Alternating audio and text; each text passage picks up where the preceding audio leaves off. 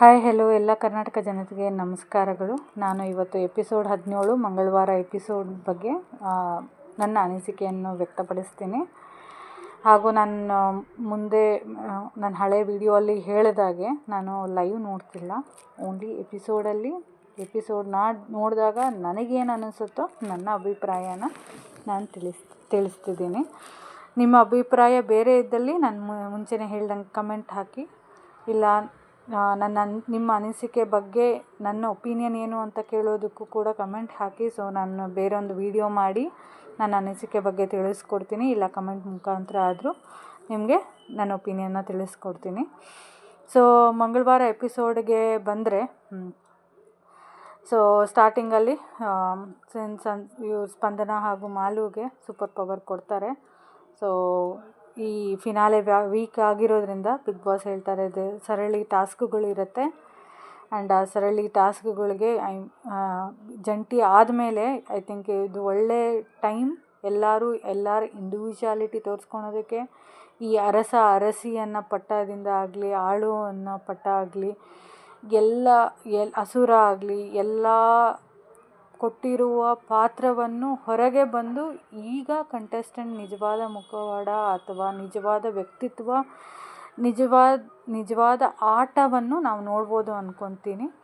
So but ಎಲ್ಲೋ I think Dhruva ಅವರು ಮಾಡಿರೋ ಸೋಮವಾರ ಎಪಿಸೋಡಲ್ಲಿ ಸ್ಪಂದನ ಅವ್ರ ಜೊತೆ ಮಾಡ್ಕೊಂಡಿರೋ ಗಲಾಟೆ ಅವ್ರಿಗಿಲ್ಲಿ ಮೈನಸ್ ಆಯಿತು ಅಂತಲೇ ಅನಿಸ್ತೀನಿ. ಸ್ಪಂದನ ಮಾಲುಗೆ ಬಿಗ್ ಬಾಸ್ ಹೇಳ್ತಾರೆ, ನೀವು ಈ ಸರಣಿ ಟಾಸ್ಕಿಂದ ಇಬ್ಬರನ್ನ ಹೊರಗಡೆ ಇಡಬೇಕು ಅಂತ. ಬಟ್ ಆಗ ಸ್ಪಂದನ ಅವರು ಧ್ರುವ ಅಂತ ಸೆಲೆಕ್ಟ್ ಮಾಡ್ತಾರೆ, ಮಾಳು ಅವ್ರು ಬಂದು ಡಾಕ್ ಸತೀಶ್ ಅವ್ರನ್ನ ಸೆಲೆಕ್ಟ್ ಮಾಡ್ತಾರೆ. ಸತೀಶ್ ಅವ್ರಿಗೆ ಇದು ತುಂಬ ಲೈಟರ್ ನೋಟ್ ಅನಿಸ್ತಿದೆ, ಇಲ್ಲ ಕವರಪ್ ಮಾಡ್ತಾ ಇದ್ದಾರೋ, ಇಲ್ಲ ಕೇರ್ಲೆಸ್ ಅಂತನೋ. ನನಗೆ ಆ ಕಮೆಂಟ್ಸ್ ಇಷ್ಟ ಆಗಲಿಲ್ಲ. ಇಷ್ಟೇ ತುಂಬ ಎಫರ್ಟು ಎಲಿಜಿಬಲ್ ಇರೋ contestant, may be Amit Karibasappa ಅವ್ರು ಇದ್ದಿದ್ದರೆ ಇನ್ನೂ ಎಫರ್ಟ್ ಹಾಕಿರೋರೇನೋ.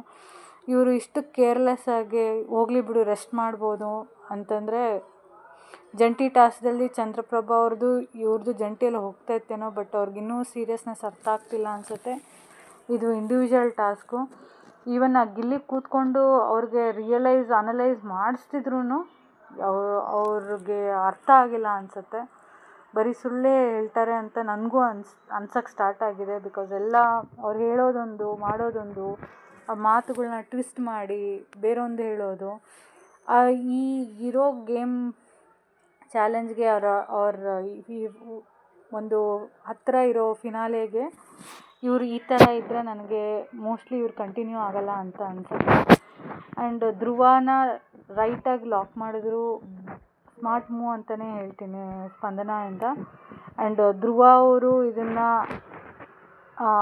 ಈಗ ಈಗೋ ಅಂತ ತೊಗೊಂಡಿರಾ, ಇದನ್ನು ಹೇಗೆ ನಾನು ಸ್ಪಂದನ ಗಿವ್ ಬ್ಯಾಕ್ ಅನ್ನೋದ್ರ ಬಗ್ಗೆ ಕಾನ್ಸಂಟ್ರೇಟ್ ಮಾಡ್ದಿರಾ, ಓಕೆ ಈಗ ಆಟದಿಂದ ಹಿಂದೆ ಹಾಕಿದ್ದಾರೆ, ಸೊ ನಾನು ಹೇಗೆ ಎಕ್ಸ್ಟ್ರಾ ಸಿಗೋ ಸ್ಕ್ರೀನ್ ಸ್ಪೇಸಲ್ಲಿ ನಾನು ಹೇಗೆ ತೊಡಸ್ಕೋಬೋದು, ಇಲ್ಲ ಎಂಗೇಜ್ ಆಗ್ಬೋದು, ಸೊ ದಟ್ ಈ 1 ವೀಕ್ ಅವರು ಇದ್ದಾರೆ ಮನೇಲಿ ಅನ್ನೋದು ಇಂಪ್ಯಾಕ್ಟ್ ಪ್ಲೇಯರ್ ಅಂತ ಅನಿಸ್ಬೇಕು ಅಂದರೆ ಅವರು ತುಂಬ ಯೋಚನೆ ಮಾಡಿ ಆ್ಯಂಡ್ ತುಂಬ ಎಫರ್ಟ್ ಹಾಕಬೇಕು ಅನಿಸುತ್ತೆ. ಬಟ್ ನನಗೆಲ್ಲೋ ಫುಲ್ ಎಪಿಸೋಡ್ ನೋಡಿದಾಗೂ ಎಲ್ಲೋ ಸಂಚಾಲಕ್ಕಾಗಲಿ ಇಲ್ಲ ನೋಡ್ಕೊಳೋದಾಗಲಿ ಅಲ್ಲಿ ಅವ್ರಿಗೆ ಅಷ್ಟು ಸ್ಕೋಪ್ ಸಿಗ್ತಿಲ್ಲ ಅನಿಸ್ತಾ ಇದೆ. ಅವರು ನನಗೆ ಡೇಂಜರ್ ಝೋನೇ ಅನಿಸ್ತಾ ಇದೆ. ಬಟ್ ಇಲ್ಲಿ ಉಳಿದಿರೋ ದಿನದಲ್ಲಿ ಅವ್ರು ಏನಾದರೂ ಕಾಣಿಸ್ಕೊತಾರಾ, ಇಲ್ಲ ಅವ್ರ ಎಫರ್ಟ್ ಇರುತ್ತಾ ಅನ್ನೋದು ನೋಡಬೇಕಾಗಿದೆ. ಬಟ್ ಇವರಿಬ್ಬರ ಆಪರ್ಚುನಿಟಿ ಎವಿಡೆಂಟಾಗಿ ಕಾಣಿಸ್ತಾ ಇದೆ. ಫಿನಾಲೆ ಕಂಟಿನ್ಯೂ ಆಗಲ್ಲ ಅನಿಸುತ್ತಾ, ನೋಡೋಣ. ಏನಾದರೂ ಈ 3 ದಿನದಲ್ಲಿ ಮಿಕ್ಕಿದ ಆಟದಲ್ಲಿ ಟೇಬಲ್ ಟರ್ನ್ ಆಗುತ್ತಾ, ಆ್ಯಂಡ್ ಧ್ರುವ ಅವರು ಸತೀಶ್ ಅವರು ನೆಕ್ಸ್ಟ್ ಅಧ್ಯಾಯಕ್ಕೆ ಕಂಟಿನ್ಯೂ ಆಗ್ತಾರಾ ಅನ್ನೋದು ನೋಡೋಣ. ಈ ಸತಿ I think Bigg Boss creative team ತುಂಬ ಚೆನ್ನಾಗಿದೆ, ಗೇಮ್ ತುಂಬ ಚೆನ್ನಾಗಿದೆ ಅನಿಸ್ತು ನನಗೆ. ಈ ಗೇಮಲ್ಲಿ ನನ್ನ ಪ್ರಕಾರ ಸ್ಟ್ರಾಂಗೆಸ್ಟ್ ಅಂದರೆ ಧನುಷ್ ಅಂದ್ಕೊಂಡಿದ್ದೀನಿ, ಕಾವ್ಯ ಅಂದ್ಕೊಂಡಿದ್ದೀನಿ, ಗಿಲ್ಲಿ ಅಂತ ಅಂದ್ಕೊಂಡಿದ್ದೀನಿ. ಅಭಿಷೇಕು ನಾನು ಫಸ್ಟ್ ಅವ್ರು ಎಂಟ್ರಿ ಆದಂಗೆ ಅಂದ್ಕೊಂಡೆ, ಬಟ್ ಎಲ್ಲೂ 2 ವೀಕ್ಸಲ್ಲಿ ಅವ್ರ ಪರ್ಫಾಮೆನ್ಸ್ ನೋಡದೇ ಇರೋದ್ರಿಂದ ನನಗೆ ಮಿಕ್ಸ್ಡ್ ಫೀಲಿಂಗ್ ಇದೆ. ಅವ್ರ ಫಿಸಿಕ್ಕೇನೋ ಅವ್ರು ಚೆನ್ನಾಗಿ ಆಡ್ತಾರೆ, ಇಲ್ಲ ಅವರು ಪ್ರೂವ್ ಮಾಡ್ಕೊತಾರೆ ಅನಿಸ್ತಾ ಇದೆ. ಬಟ್ ಸಿನ್ಸ್ 2 ವಾರದಲ್ಲೂ ನಾನು ಫಿಸಿಕ್ಕಿಂದ ಏನೂ ಆ್ಯಡ್ ಆಗಲಿಲ್ಲ ಅಂತ. ಸೊ ನನಗೆ ಅವ್ರದ್ದು 50-50 ಚಾನ್ಸಸ್ ಅಂದ್ಕೊಂಡಿದ್ದೀನಿ ಈ ಗೇಮಲ್ಲಿ. ಬಟ್ ಆಟ ಸ್ಟಾರ್ಟ್ ಆದಮೇಲೆ ನನಗೆ ಐ ಮೀನ್ ನಾನು ಎಕ್ಸ್ಪೆಕ್ಟ್ ಮಾಡಿಲ್ಲದೆ ಇರೋರು ಬಂದಿರೋರು ಅಂತಂದರೆ ರಾಶಿಕಾ ಅವರು ಇರ್ಬೋದು. ರಾಶಿಕಾ ಮತ್ತು ರಕ್ಷಿತಾ ಅವರು ಕೂಡ ಬಾಲ್ ತೆಗೆಯೋದಾಗಲಿ, ಅದನ್ನು ಪಾರ್ ಮಾಡಿ ಬಾಲ್ನ ಆಚೆ ಬರೋದ್ರಲ್ಲಾಗಲಿ ರಕ್ಷಿತಾ ನಾನು ಎಕ್ಸ್ಪೆಕ್ಟ್ ಮಾಡಿರಲಿಲ್ಲ, ತುಂಬ ಸ್ಪೀಡಲ್ಲಿದ್ದರು. ಅದೇ ಥರ ರಾಶಿಕಾ ಅವ್ರನ್ನ ಮೇ ಬಿ ಅವರು ಈ ಗೇಮಲ್ಲಿ ನಾನು ಗೇಮಲ್ಲೂ ಅವ್ರು ತುಂಬ ಚೆನ್ನಾಗಿ ಆಡ್ತಾರೆ ಅನ್ನೋದು ಗೊತ್ತಾಯಿತು. ಆ್ಯಂಡ್ ಧ್ರುವ ಅಂತೀನಿ, ಧನುಷ್ ಆ್ಯಸ್ ಯೂಶ್ವಲ್ ನಾನು ಎಕ್ಸ್ಪೆಕ್ಟ್ ಮಾಡ್ದಂಗೆ ಅವ್ರನ್ನ ಫಾಸ್ಟಾಗಿ ಹೋಗಿ ತೊಗೊಂಬರ್ತಾರೆ ಅಂತ ಎಕ್ಸ್ಪೆಕ್ಟ್ ಮಾಡಿದ್ದೆ. ಅವರು ಕಂಟಿನ್ಯೂ ಎಲ್ಲ ರೌಂಡ್ಸ್ವರೆಗೂ ಅದೇ ಥರ ಬಂದರು. ಆ್ಯಂಡ್ ಅವ್ರು ಪ್ರೂವ್ ಮಾಡಿಕೊಂಡ್ರು ನನ್ನ ಎಕ್ಸ್ಪೆಕ್ಟೇಷನ್ ಪ್ರಕಾರ. ಅಭಿಷೇಕ್ ಅವರು ಅದೇ ನಾನು ಮಿಕ್ಸ್ಡ್ ಫೀಲಿಂಗ್ ಅಂತ ಹೇಳ್ತಿದ್ದೆ. ಬಟ್ ಎಲ್ಲೋ ಒಂದು ರೌಂಡ್ ತದನಂತರ 2ನೇ ರೌಂಡ್ ಆಗಲಿ 3ನೇ ರೌಂಡ್ ಆಗಲಿ ಅವ್ರು ಸ್ಪೀಡ್ ಇದ್ದರು. ಅವರು ಕೊನೆವರೆಗೂ ಬಂದರು ಈ ರೋಪು ಪಾರಾಗೋ ಟಾಸ್ಕಲ್ಲಿ. ಹಾಗೆ ಕಾವ್ಯ ಮತ್ತು ಗಿಲ್ಲಿ ಕೂಡ ನಾನು ಎಕ್ಸ್ಪೆಕ್ಟ್ ಮಾಡಿದ್ದೆ, ಬಿಕಾಸ್ ಡೇ 1ಇಂದ ನಾನು ನೋಡ್ತಿದ್ದೆ ಅವ್ರ ಎಫರ್ಟು. ಇಲ್ಲೆಲ್ಲೋ ಬಿಕಾಸ್ ಇದು ಇಂಡಿವಿಜುವಲ್ ಆಗಿರೋದ್ರಿಂದ ಎಲ್ಲೂ ಎಳೆಯೋದು ಲಾಸ್ಟ್ ರೌಂಡ್ ಬಿಟ್ಟರೆ ಇಂಡಿವಿಜುವಲ್ ಹೋಗಿ ಬಾಲ್ ಎಳ್ಕೊಂಬಂದು ಪಾರಾಗೋದಿರೋದ್ರಿಂದ ಸ್ಪೀಡ್ ಅವ್ರು ಮೇಂಟೈನ್ ಮಾಡಿದ್ರು ಅನಿಸ್ತು. ಆ್ಯಂಡ್ ಅವರು ನಾನು ಎಕ್ಸ್ಪೆಕ್ಟ್ ಮಾಡಿದ ಹಾಗೆ ಎಲ್ಲ ರೌಂಡ್ಸಲ್ಲೂ ಬಂದರು. ಬಟ್ ಲಾಸ್ಟ್ ರೌಂಡಲ್ಲಿ ಗಿಲ್ಲಿ ಅವ್ರಿಗೆ ಟಫ್ ಫೈಟ್ ಇತ್ತು. ಆ್ಯಂಡ್ ಕಾವ್ಯ ಅವರು ಬ್ರೈನ್ ಯೂಸ್ ಮಾಡಿದ್ರು, ಇಲ್ಲಾಂದಿದ್ದರೆ ಲಾಸ್ಟ್ ರೌಂಡಲ್ಲಿ ಎಲ್ಲೋ ಸ್ವಲ್ಪ ಸ್ಲೋ ಇದ್ದರು ಅನಿಸ್ತು ಕಾವ್ಯ ಅವರು. ಬಟ್ ಅಗೇನ್ ಅವ್ರು ಬ್ರೈನ್ ಯೂಸ್ ಮಾಡಿ ಬಾಲ್ನ ಕ್ಯಾಚ್ ಮಾಡಿ ಅವ್ರ ಪೊಸಿಷನ್ನ ಉಳಿಸ್ಕೊಂಡ್ರು ಅನಿಸ್ತು. ತಿರ್ಗಾ ಗಿಲ್ಲಿ ಅವ್ರು ನೋಡಿದ್ರೆ ಆ ಎಫರ್ಟ್ ಹಾಕಿ ಚಂದ್ರಪ್ರಭಾ ಅವ್ರು ಎತ್ಕೊಂಬಂದಿದ್ದ ಬಾಲ್ನ ಚಂದ್ರಪ್ರಭಾ ಅವರು, ಜಾನ್ವಿ ಅವರು ಮತ್ತು ರಕ್ಷಿತಾ ಅವರು ಮೇಲೆ ಬಿದ್ದು ಮಾಡಿದ್ರು ಅವ್ರು ಎಫರ್ಟ್ ಹಾಕಿ ಅವ್ರ ಪೊಸಿಷನ್ನ ಉಳಿಸ್ಕೊಂಡ್ರು. ನನಗೆ ತುಂಬ ಏನೂ ಆಡಲೇ ಇಲ್ಲ ಅನಿಸಿದ್ದು ಮಂಜು ಭಾಷಿಣಿ ಅವರು. ಅವ್ರ ಎಫರ್ಟ್ ಎಲ್ಲೋ ಆಗೋಗಿದೆ, ಸ್ಲೋ ಆಗಿ ಬರೋಣ, ಎಫರ್ಟ್ ಆಗ್ತಿದ್ದಾರೋ ಇಲ್ಲ ಆಗ್ತಿಲ್ಲೋ ಗೊತ್ತಿಲ್ಲ. ಬಟ್ ರಿಯಲಾಗಿ ನನಗೆ ಇಂಪ್ಯಾಕ್ಟಾಗಿ ಅಲ್ಲಿ ಆಡಿದ್ರು ಇಲ್ಲ ಅವ್ರನ್ನೇ ಸ್ವಲ್ಪ ಪುಷ್ ಮಾಡಿಸ್ಕೊಂಡ್ರು ಅಂತ ಅನಿಸ್ಲಿಲ್ಲ. ಮಾಲಮ್ಮ ಅವ್ರು ಟ್ರೈ ಮಾಡಿದ್ರು, ಬಟ್ ಅಗೇನ್ ಫಸ್ಟ್ ರೌಂಡಲ್ಲಿ ಮಾಲಮ್ಮ ಅವ್ರು ಕ್ವಿಕ್ಕಾಗಿದ್ದರು. ಬಟ್ ಸೆಕೆಂಡು ಥರ್ಡ್ ರೌಂಡ್ ಬರೋಷ್ಟೊತ್ತಿಗೆ ಅವ್ರದ್ದು ಸೆಕೆಂಡ್ ಆದಮೇಲೆ ಅವ್ರನ್ನ ರಿಮೂವ್ ಮಾಡಿದ್ದಾಯಿತು. ಬಟ್ ಅಲ್ಲಿ ಎಲ್ಲೋ ಕಾಣಿಸ್ಲಿಲ್ಲ. ಮತ್ತು ಅಭಿಷೇಕ್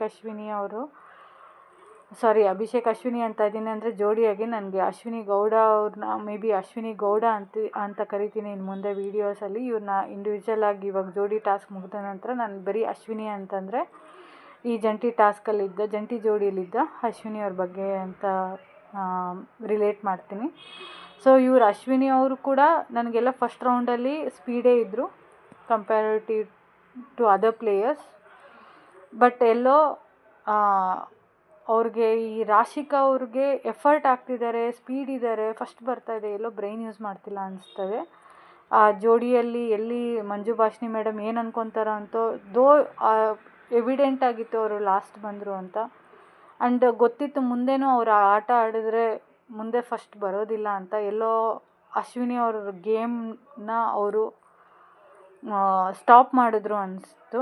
ಬಟ್ ಅಶ್ವಿನಿ ಅವ್ರಿಗೂ ಅಷ್ಟೇ, ಅವರು ಕಾವ್ಯ ಅವ್ರ ಮೇಲೆ ಏನೋ ಗ್ರೂಪ್ ಕಾನ್ವರ್ಸೇಷನ್ ಆಗಿತ್ತು, ಇಲ್ಲ ಅವರು ಅದ್ರ ಮೇಲೆ ಡಿಪೆಂಡ್ ಆಗಿತ್ತು, ಅವ್ರು ಮೂವ್ ಆದರು ಅಂತ. ನನಗೆಲ್ಲೋ ಅಶ್ವಿನಿ ಅವ್ರಿಗೆ ಕ್ಲಾರಿಟಿ ಇಲ್ಲ ಅನಿಸುತ್ತೆ. ಕಾವ್ಯ ಅವರು ಡಿಸ್ಕಷನ್ ಮಾಡಿದರು, ಬಟ್ ಎಲ್ಲೂ ಕನ್ಫರ್ಮೇಷನ್ ಕೊಟ್ಟಿಲ್ಲ. ಆ ಮಿಸ್ಅಂಡರ್ಸ್ಟ್ಯಾಂಡಿಂಗ್ನ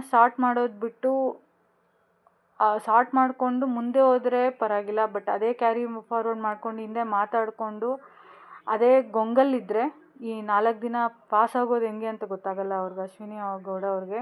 ಮತ್ತು ಅವರು ಡೇಂಜರ್ ಝೋನಲ್ಲಿ ಇರ್ತಾರೆ ಅಂತಲೇ ಅನಿಸುತ್ತೆ.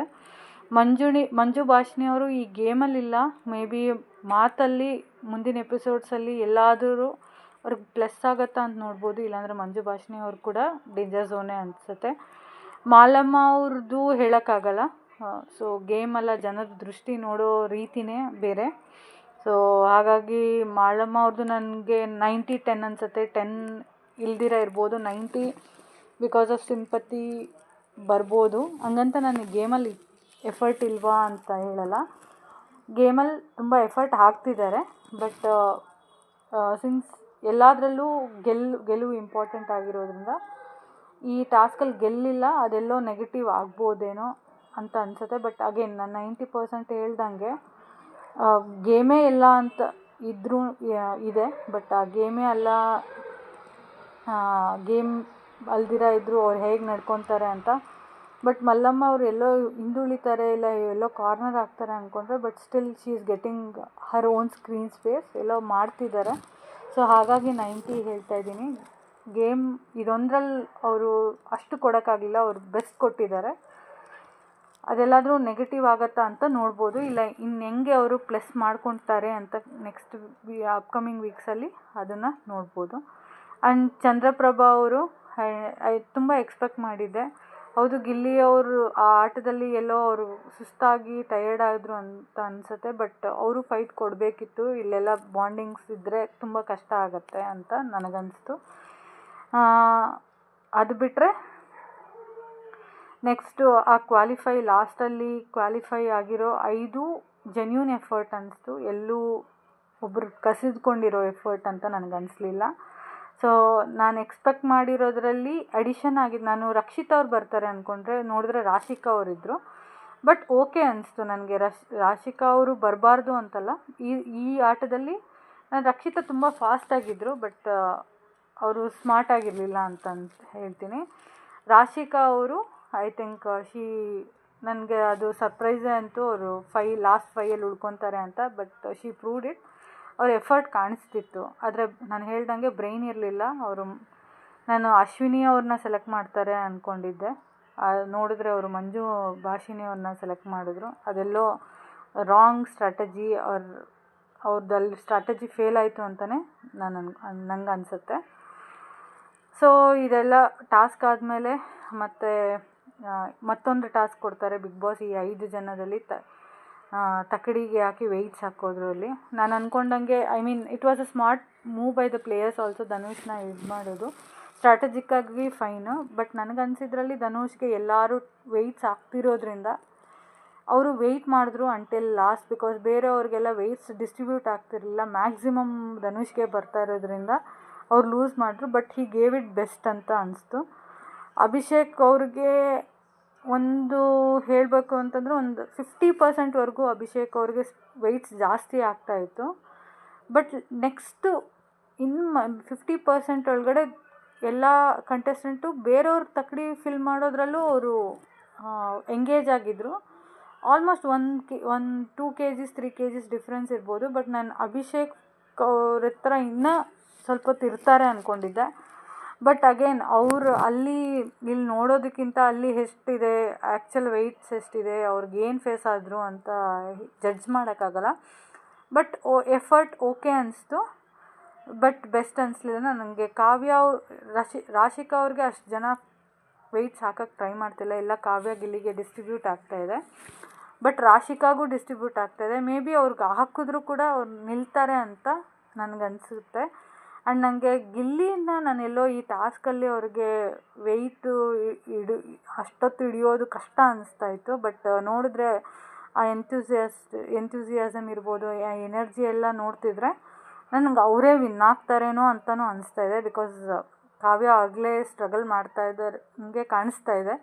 ಇನ್ನೆರಡು ಟಾಸ್ಕ್ ಆದರೆ 2 ವೆಯ್ಟ್ ಹಾಕಿದ್ರೆ ಎಲ್ಲೋ ಅವರು ಬಿಟ್ಬಿಡ್ಬೋದು ಅಂತ ಅನಿಸುತ್ತೆ ನನಗೆ. ಲಾಸ್ಟಲ್ಲಿ ನೆಕ್ಸ್ಟು ಇನ್ನು ಎಪಿಸೋಡಲ್ಲಿ ತೋರಿಸಿಲ್ದೇ ಇರೋದ್ರಿಂದ ನಾಳೆ ಎಪಿಸೋಡಲ್ಲಿ ನೋಡುವ ಏನಾಗುತ್ತೆ ಅಂತ. ನಾನು ಗಿಲ್ಲಿ ವಿನ್ ಆಗ್ತಾರೆ ಅಂದ್ಕೊತೀನಿ. ಬಟ್ ರಾಶಿಕಾ ವಿನ್ ಆದರೆ ತುಂಬ ಸರ್ಪ್ರೈಸಿಂಗ್ ಪ್ಯಾಕ್ ಅನಿಸುತ್ತೆ.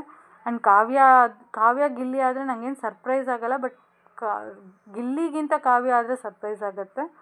ಯಾಕಂದರೆ ಆಲ್ರೆಡಿ ಆ ವೆಯ್ಟ್ಗೆ ಅವರು ಇಂತಿರೋ ಪೊಸಿಷನ್ ಆಗಿರ್ಬೋದು, ಆ ಕೈ ಪೇಯ್ನ್ ಆಗಲಿ ಅದು ಕಾಣಿಸ್ತಿತ್ತು. ಬಟ್ ಎಲ್ಲೋ ಗಿಲ್ಲಿ ಲೈಟಾಗಿ ಅಷ್ಟು ವೆಯ್ಟ್ ಆಗ್ತಿದ್ರು he was carrying he looked energetic. ಇನ್ನೊಂದಷ್ಟು ಹಾಕಿದ್ರು ಅವ್ರು ನಿಲ್ತಾರೆ ಅಂತ ಅನಿಸ್ತಿತ್ತು.